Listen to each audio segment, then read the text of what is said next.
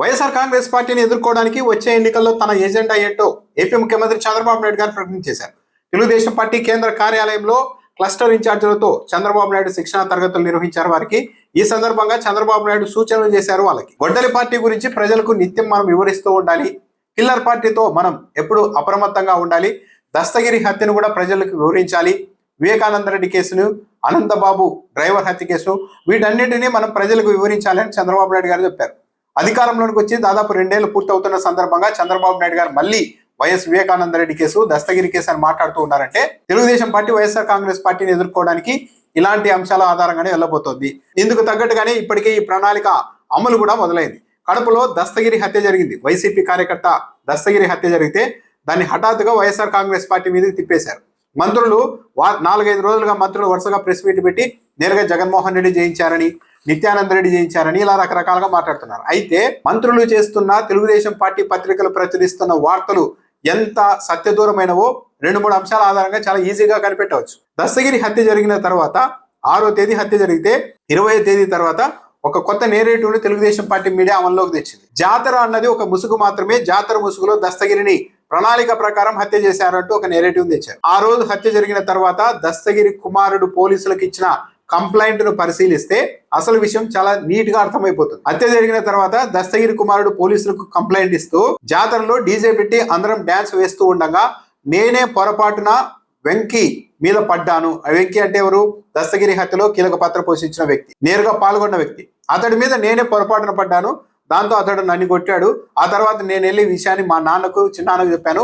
వాళ్ళు వచ్చి ఈ వెంకీకి అతడి స్నేహితులకి వార్నింగ్ ఇచ్చారు. దాంతో కక్ష పెంచుకొని ఆ తర్వాత దాడి చేశారు.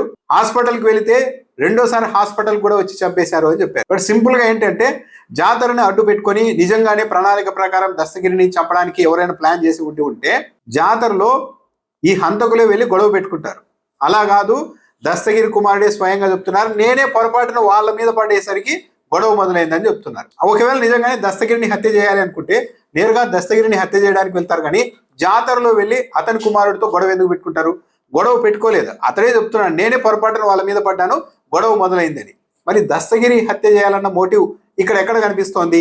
దాంతోపాటు తెలుగుదేశం పార్టీ మీడియా ఆంధ్రజ్యోతి పత్రిక 20వ తేదీన ఒక కథనాన్ని ప్రచురించింది. అచ్చం వైఎస్ వివేకానంద రెడ్డి గారి కేసులో వైఎస్ జగన్మోహన్ రెడ్డి గారిని, వైఎస్ఆర్ కాంగ్రెస్ పార్టీని ఏ విధంగా టార్గెట్ చేశారో దస్తగిరి గారి హత్యను కూడా అదే విధంగా టార్గెట్ కు వాడుకోబోతున్నారు అనేది చాలా క్లియర్ గా అర్థమవుతుంది. ఆంధ్రజ్యోతి ఈ నెల 20వ తేదీన 100 కోట్ల ఆస్తి కోసం జరిగిన హత్యను తొలుత జగన్ పత్రిక గంజాయి బ్యాచ్ చేసిన హత్యగా చిత్రీకరించింది అని ఈ నెల 20వ తేదీన ఆంధ్రజ్యోతి రాసింది. ఇదే ఆంధ్రజ్యోతి పత్రిక 7వ తేదీ కడప జిల్లా ఎడిషన్ లో పెద్ద హెడ్లైన్ పెట్టి కడపను షేక్ చేస్తున్న గంజాయి గ్యాంగ్ అని ఒక పెద్ద హెడ్లైన్ పెట్టి కూటమి అధికారంలోకి వచ్చిన ఈ గంజాయి బ్యాచ్ దౌర్జన్యాలు, సెటిల్మెంట్లు, ఆగడాలు ఏమాత్రం ఆగడం లేదు.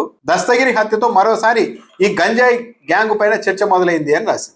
7వ తేదీ ఆంధ్రజ్యోతి, ఈనాడు పత్రికల్లో కూడా ఈ గంజాయి బ్యాచ్ గంజాయి కొట్టి మత్తులో హత్య చేశారని రాశారు. కానీ 20వ తేదీకి వచ్చేసరికి మాత్రం ఆంధ్రజ్యోతి పత్రిక తాము 7వ తేదీ గంజాయి మత్తులో ఈ హత్య జరిగిందని రాసిన విషయాన్ని కూడా పక్కన పెట్టి దాచిపెట్టి జగన్మోహన్ రెడ్డి పత్రికే హత్య జరగంగానే గంజాయి బ్యాచ్లు ఈ హత్య చేశాయంటూ మొత్తం హత్య కేసును పక్కదారి పట్టించేందుకు ప్రయత్నించిందని రాశారు.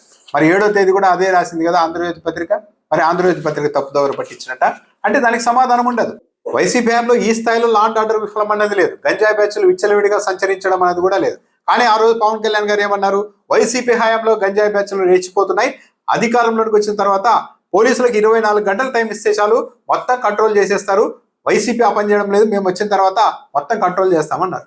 ఇప్పుడు 2 ఏళ్ళు అవుతోంది, గంజాయి బ్యాచ్లు స్వైర విహారం చేస్తున్నాయి ప్రధాన పట్టణాల్లో అని తెలుగుదేశం పార్టీ పత్రికలే హెడ్లైన్లు పెట్టి రాస్తూ ఉంటే మరి గంజాయి బ్యాచ్ల్ని 2 ఏళ్ళైనా 24 గంటల్లోనే కట్టడి చేస్తామన్న ప్రభుత్వం 2 ఏళ్ళైనా సరే ఇంకా ఎందుకు కట్టడి చేయడం లేదు? వాళ్ళు ఎందుకు ఇంకా ఇప్పటికీ కూడా పత్రికల్లో పతాక స్థాయి శీర్షికలుగా వస్తున్నారు? 4 రోజులుగా వరుస పెట్టి మంత్రులు రోజుకొకరు మాట్లాడడం, మరుసటి రోజే పత్రికల్లో మొదటి పేజీల్లోని తెలుగుదేశం పార్టీ పత్రికలు ప్రచురించడం. చంద్రబాబు నాయుడు గారు ఇంకా ఎంత దూరం వెళ్ళారంటే నిన్న ఒక రెన్యూ పవర్ కి సంబంధించిన ఒక శంకుస్థాపన కార్యక్రమానికి వెళ్ళి అక్కడ వైఎస్ వివేకానంద రెడ్డి గారి కేసు, అనంతబాబు డ్రైవర్ హత్య, దస్తగిరి హత్య అని మాట్లాడుతున్నారు ముఖ్యమంత్రి గారు. అంటే ఒక పెట్టుబడిదారులు వచ్చిన చోట ధైర్యం నింపాల్సింది పోయి మా రాష్ట్రంలో ఇలాంటి జరుగుతున్నాయని ప్రచారం చేస్తూ ఉన్నారంటే చంద్రబాబు నాయుడు గారికి పెట్టుబడిదారుల్లో నమ్మకం కలిగించడం ఇవి కాదు. వైఎస్ఆర్ కాంగ్రెస్ పార్టీని ఒక అరాచక పార్టీగా చిత్రీకరించడానికి ఏ వేదికైనా సరే మనం వాడేసుకోవాలి అన్న దాంతో పనిచేస్తున్నారనేది అర్థమైపోతుంది. ఈరోజు క్లస్టర్ ఇన్ఛార్జీలకు సంబంధించిన తరగతుల్లో అయితే, శిక్షణా తరగతుల్లో అయితే ఏకంగా ఏదో చంద్రబాబు నాయుడు గారు మనం చేసిన అభివృద్ధి సంక్షేమం గురించి చెప్పండి అంటారనుకుంటే అది కాదు lead. YS Vivekananda Reddy case గురించి మనం పదే పదే గుర్తు చేయాలి. దస్తగిరి హత్య గురించి మనం వివరించాలి. డాక్టర్ సుధాకర్ గురించి, అనంతబాబు డ్రైవర్ గురించి వీటిని వివరించాలని ఒక ముఖ్యమంత్రి చెప్తూ ఉన్నారంటే ఎజెండా ఏంటి? మిగిలిన అంశాలతో వైసీపీని ఎదుర్కోలేము కాబట్టి వైసీపీ మీద మొత్తం తెచ్చి ఒక బురద జల్లి ఈ పని చేయాలని అనుకుంటున్నారు. చంద్రబాబు నాయుడు గారి ధీమా ఒకటే ఉండవచ్చు.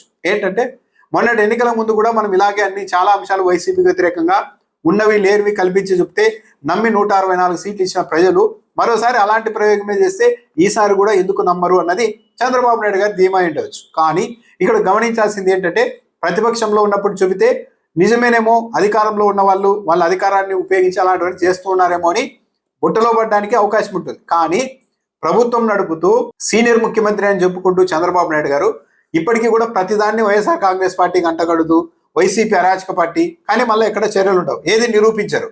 అలా ప్రచారం చేసుకుంటూ వెళ్ళిపోతే ప్రజలు నమ్మరు.